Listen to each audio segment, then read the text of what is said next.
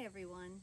I wanted to share a video of something that we took a while back. It was when we were building the greenhouse. It was in the wintertime.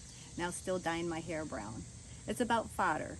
And fodder is the sprouting of barley seeds to supplement animals for the hay production. It's a system that we got from Crop King, and it works really well to help feed the animals in the wintertime. So I hope you enjoy this video.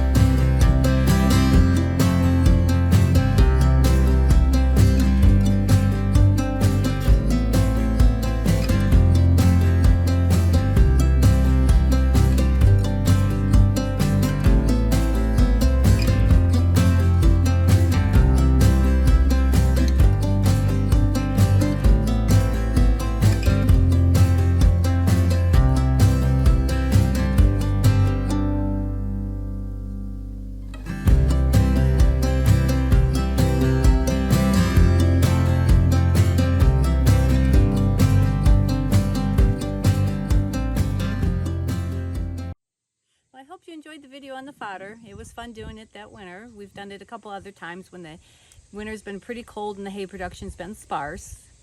And if you have any comments, questions, or suggestions, please leave them down below. And don't forget to like and subscribe. See you next video.